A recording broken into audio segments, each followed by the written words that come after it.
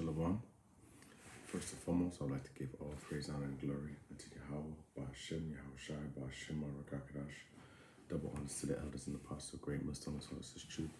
Peace and blessings to the hopefully elect, the 144,000 men pushing this truth and wholehearted and sincerely across the phone waves. It's the Icbms back with another lesson. And Yahweh desires edifying. This lesson is going to be called Missiles, Nukes, and Icbms. Excuse me. So yeah, when you look at the state of Babylon, and Babylon being modern day Babylon being America, and we're living in extensions of modern day Babylon. But if you look at Babylon today, you see that it's full of pain, it's full of sorrow, it's full of lies, it's full of deceit. You know, there's nothing good there. It was built on the backs of the Israelites, with blood, with rape, rob, and murder, with usury, with all out total lies. You know, and it's coming to a point where even Icbms knows and is beginning to understand that everything that they've been taught about America has been a lie. Everything that they've learned in their schools and learned about their nation's history has been a lie. You know? So Esau is pushing in these last days for a great digital reset. But the Lord is going to reset the earth. He's going to reset the earth. You know, I think I'm going to call this lesson something else, but Yahweh desires edifying. Okay? So let's go to Isaiah chapter 5 and verse 9.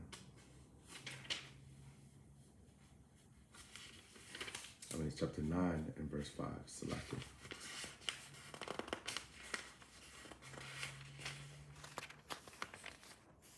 For every battle of the warrior is with confused noise, and garments rolled in blood, but this shall be with burning and fuel of fire.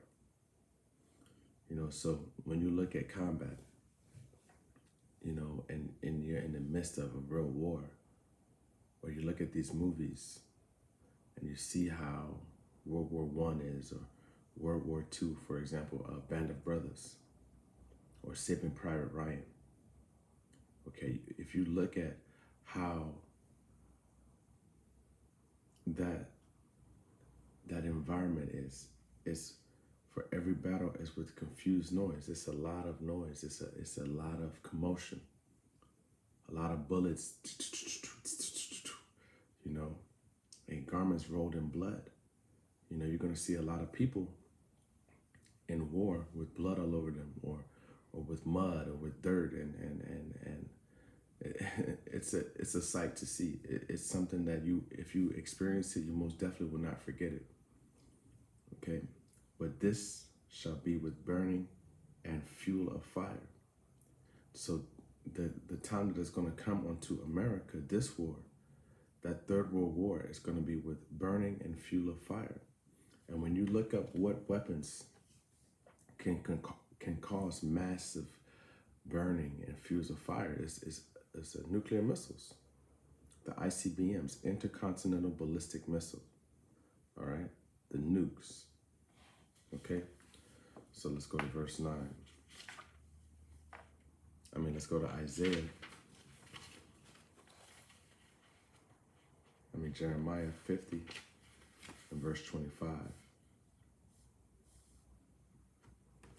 The Lord hath opened his armory and hath brought forth the weapons of his indignation. For this is the work of Yahweh, power of hosts, the Lord of hosts, the Lord of armies.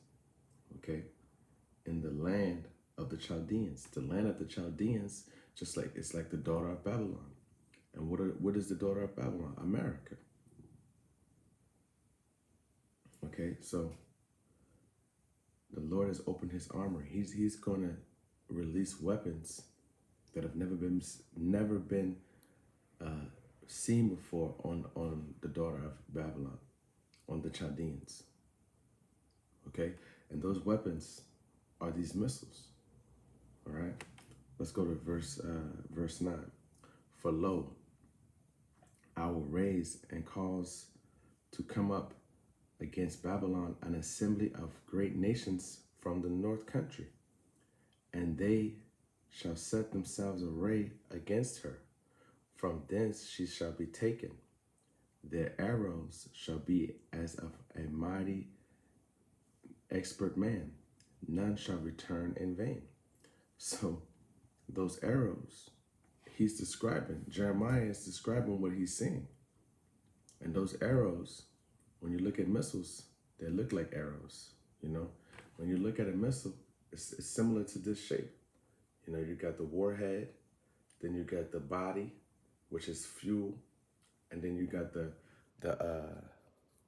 fuelant at the end, which puts out the fire to fuel it. So it's the body, and normally the body is full of just the fuel, and that warhead, the tip, is the detonating force. You know, and Esau has done practice on how to cause the most amount of damage with these weapons. And not just Esau, these other nations, they hip to the game too. You know, I was watching a video, I can't remember what the name of it was, but it was saying that America knows that China is more technologically advanced than it used to be. Russia is more technologically advanced than it used to be. America, Babylon, used to be the center of the world. It was the center power.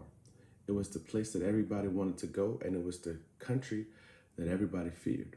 And still to this day, nobody can match Babylon's army. Okay? Babylon's army, this military capacity, can't be touched. And that's why they're going to be brought down the way that they are, because they believe that they cannot be beaten. And if you look at America's military, if you want a war, America will give you a war, and they will send some shit for your ass. So if they can do that, it's gonna come back onto them. All right, and he's gonna set nations, great nations, an assembly of great nations from the north country. They shall set themselves array against her. And that's what's happening right now.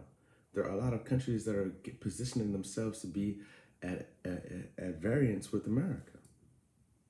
You know, America only has 2 or 3 allies now.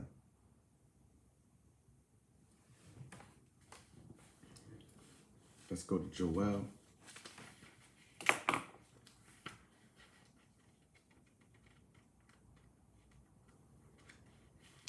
Chapter 3.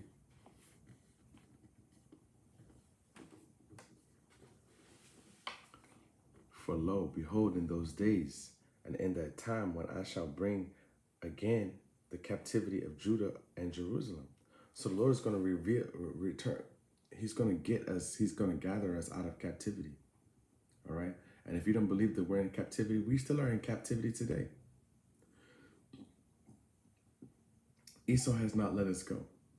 These heathen nations have not let us go. They have not let us to return to our homeland and to be called by our true nationality, to practice our true customs and our heritage in the faces of all nations, just like these nations do themselves. China, Japan, Russia, America, Switzerland, and so on and so forth. Germany, and all these nations make us practice their customs, make us worship their pagan gods. How? By indoctrinating us and our children into the things that they want us to do. Making it so that in kindergarten, in school now, it's mandatory to be taught LGBTQP and IA and everything else that they have in that crazy sentence. Knowing it goes against the laws, statutes, and commandments of the Most High. I will also gather, verse 2, I will also gather all nations and will bring them down into the valley of Jehoshaphat, and will plead with them there for my people and for my heritage Israel, whom they have scattered among the nations and parted my land. You see? Plead with let's look at that word plead in the blue letter.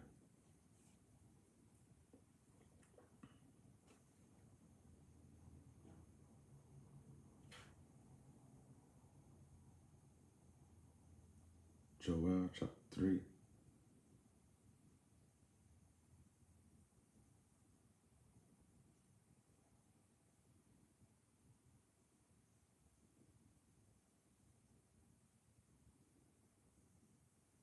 Shaphat.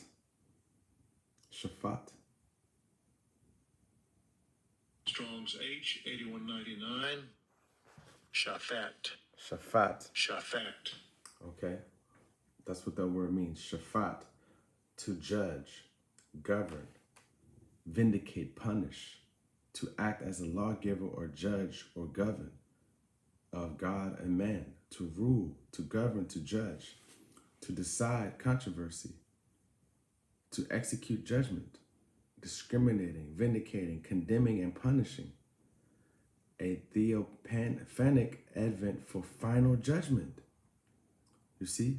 So he's going to flee with all flesh. For who? For my heritage, which is the Lord's heritage. So the heritage, Israel is the Lord's heritage. It's his bloodline. It's his lineage. And he's going to plead with all nations for us, for the 12 tribes of Israel. And it says that they have scattered among the nations. And they have done this. How? Through the transatlantic slave trade. Okay? Through the sub-Saharan slave trade. Okay?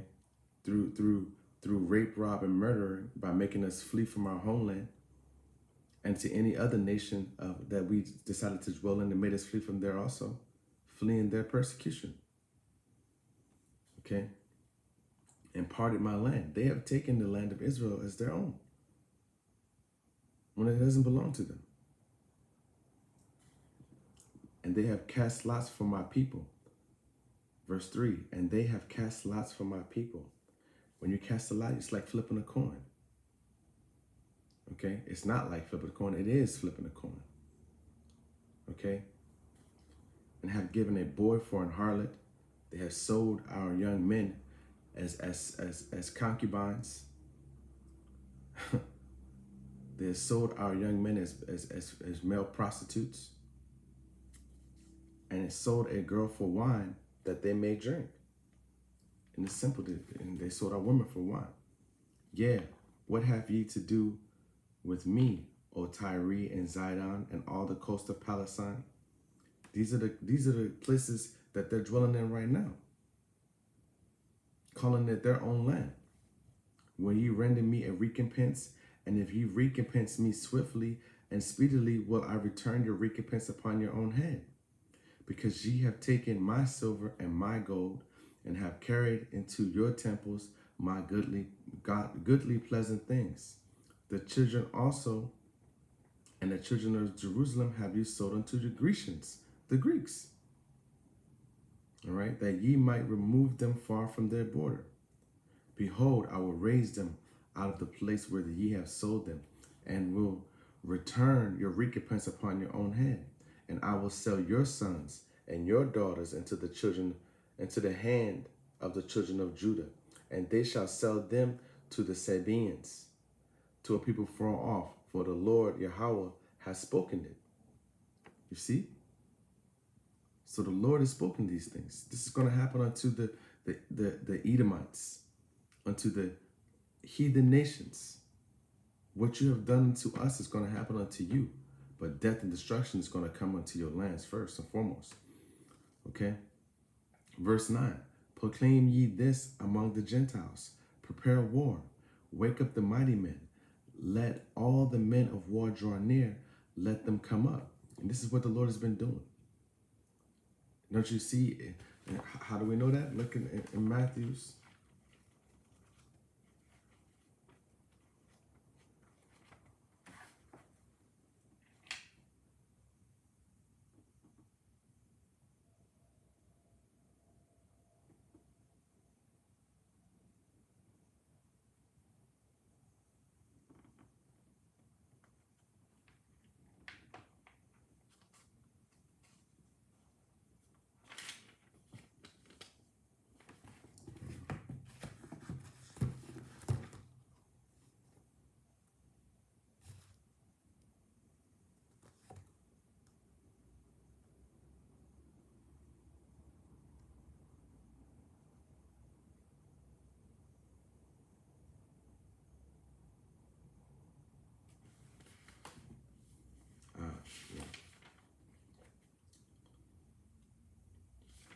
This is Matthew chapter 24 and verse 6. And ye shall hear of wars and rumors of wars.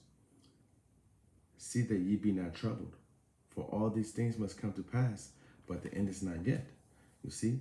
So we have been hearing of wars and rumors of wars. Why? Because the Lord has been proclaiming this among the Gentiles. He's used his men to read these scriptures, to put that vibration of war and destruction into the earth. Okay? Verse 10, beat your plowshares into swords and your pruning hooks into spears. Let the weak say, I am strong. And that's what's happening also, because these heathen nations, these nations that were under America, modern day Babylon, are saying now that they're strong. They're saying now that they are on the same level as Babylon. Assemble yourselves, verse 11. Assemble yourselves and come all ye heathen, and gather yourselves together round about to the cause thy mighty ones to come down, O Lord. Let the heathen be wakened and come up to the valley of Jehoshaphat, for there will I sit to judge all the heathen round about. You see, the Lord is going to judge all the heathen round about.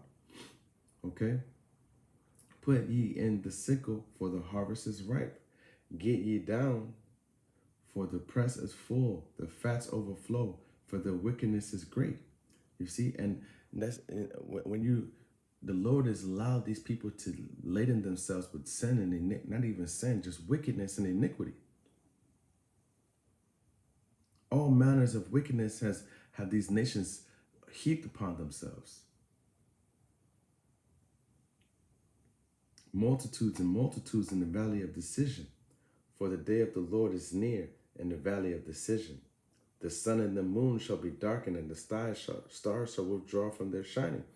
And that's what's going to happen when these nukes go. The Lord also shall roar out of Zion and utter his voice from Jerusalem, and the heavens and the earth shall shake. But the Lord will be the hope of his people, and the strength of his children is the strength of the children of Israel. Verse 17, so shall ye know that I am the Lord, your power, dwelling in Zion, my holy mountain. Then shall Jerusalem be holy, and there shall no strangers pass through her anymore. You see, it's going to come a time when you're not going to be able to go in Israel no more, like how you've been trampling it, how you've been destroying the land, how you've been lying and say that is your homeland. You know? I miss my homeland, man. I know it's beautiful because I've been to Iraq. I've been to Afghanistan. I've been to Qatar. I know Israel is beautiful because Iraq, Babylon is beautiful. And we've never even seen it.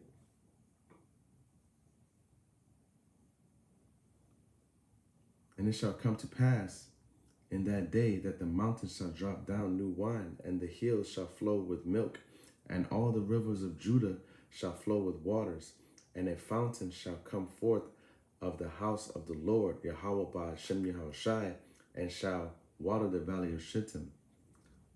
Verse 19.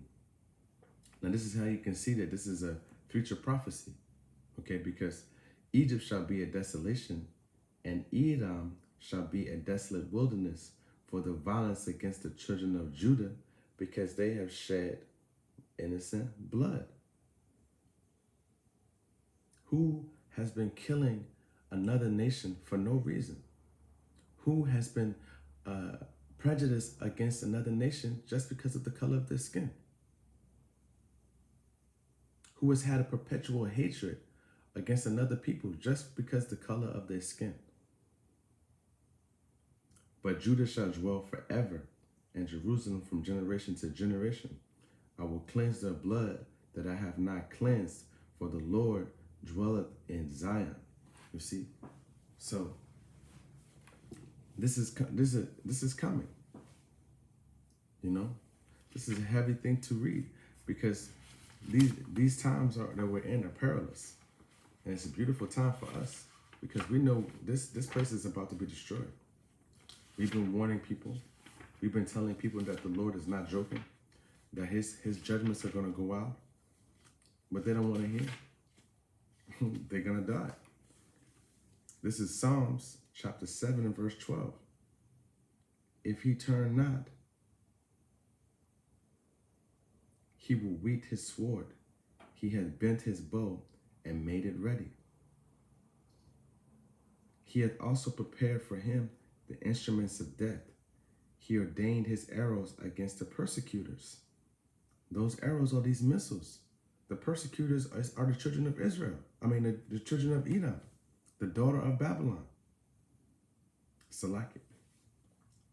Behold, he travaileth with iniquity and hath conceived mischief and brought forth falsehood. Who has done this? Esau Edom. He made a pit and digged it and is fallen into the ditch which he made. His mischief shall return upon his own head, and his violent dealing shall come down on his own pate. It's going to come down on his own head. That's what's going to happen to Esau Edom. Okay? Let's go to 2nd Esdras, chapter 16, and verse 7.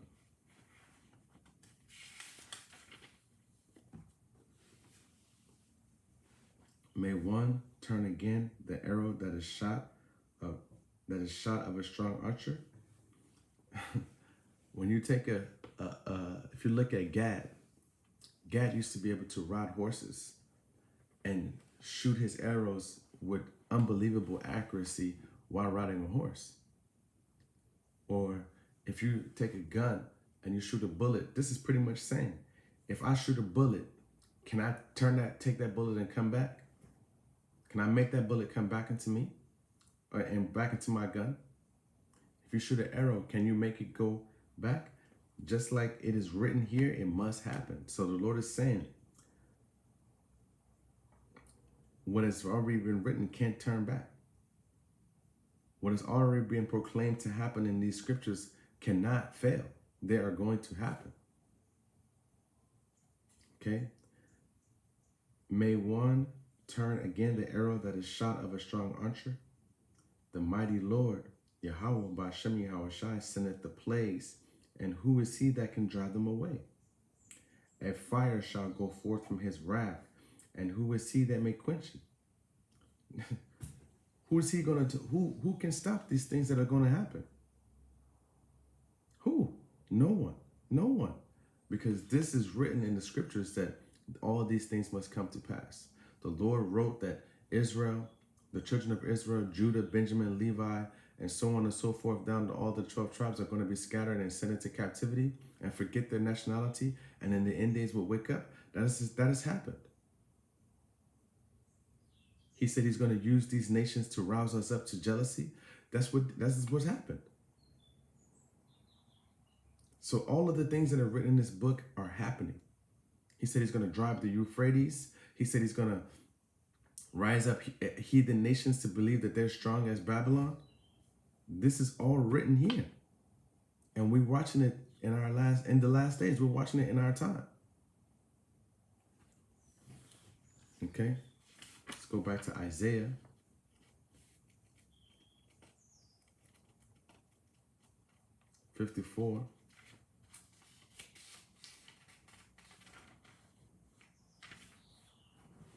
Verse 16. Behold, I've created the smith that bloweth the coals in the fire, and that bringeth forth an instrument for his work, and I have created the waster to destroy.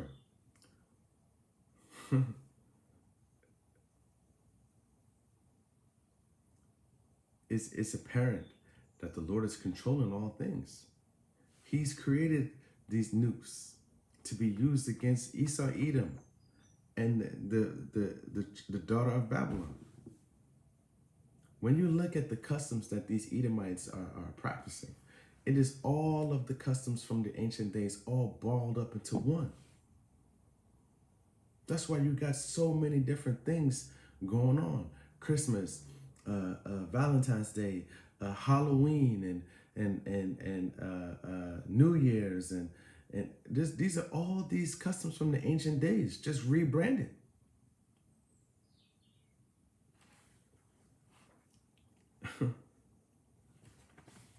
Let's go back to Joel. And so we see the things that the Lord is doing. So we've been warning. This is Joel chapter 2 and verse 2. A day of darkness and of gloominess, and a day of clouds and thick darkness as the morning spread upon the mountains. A great people and a strong. There have not been ever the like, neither shall be any more after it, even to the years of many generations.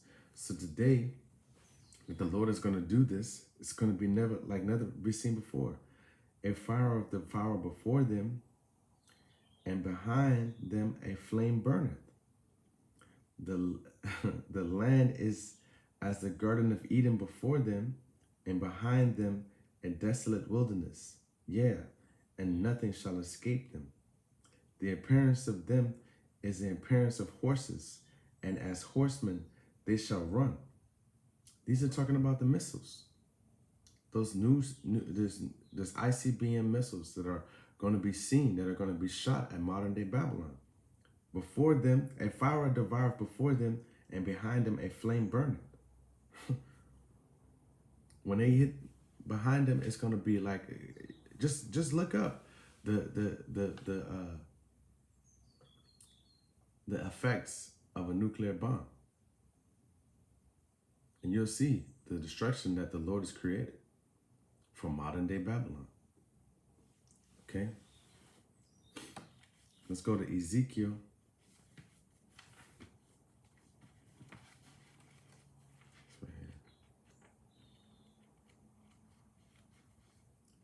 Ezekiel chapter 38.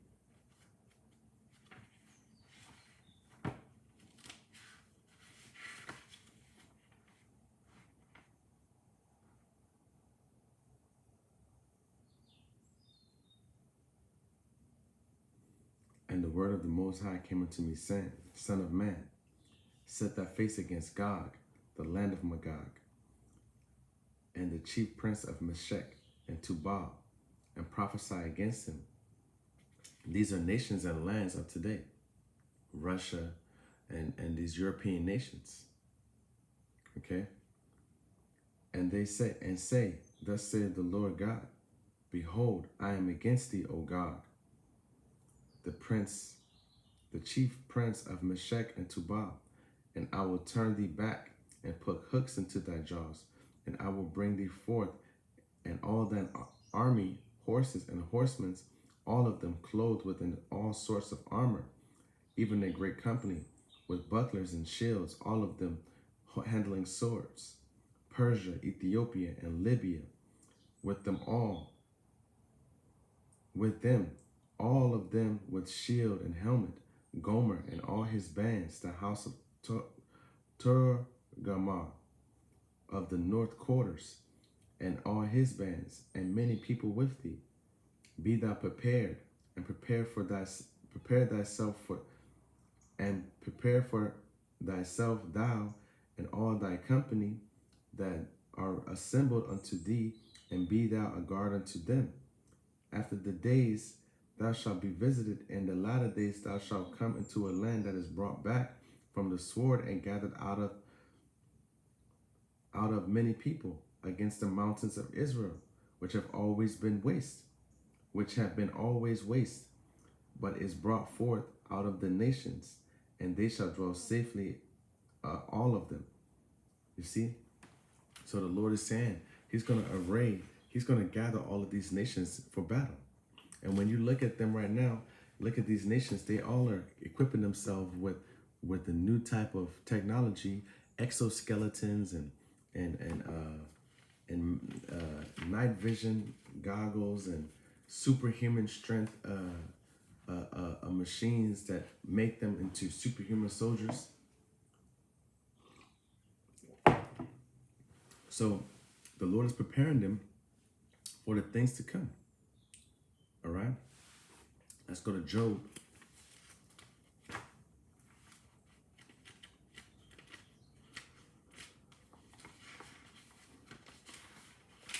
Let's go to Job.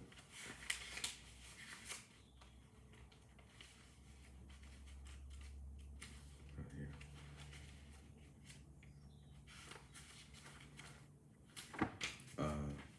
Chapter 20, verse 22.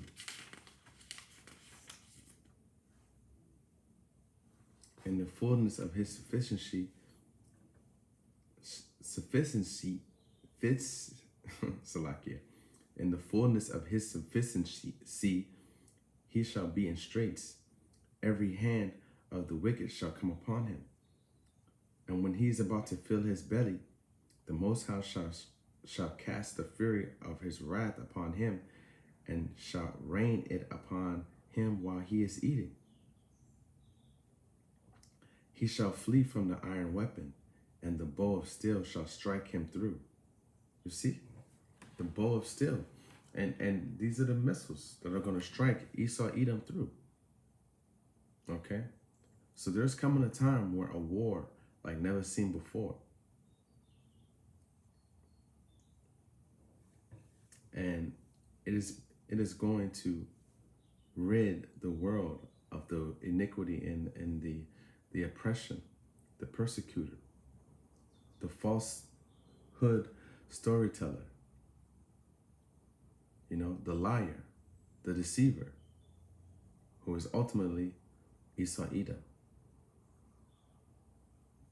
So with that, I want to give all praise, honor, and glory unto Yahweh, Bahashem, Yahushai, Bahashem, Arakakadash. Double honors again to the elders and apostles of Great Millstone who taught us this truth. Peace and blessings to the hopefully elect, the 144,000 men pushing the truth in wholehearted and sincerity. Until next time, Shalom.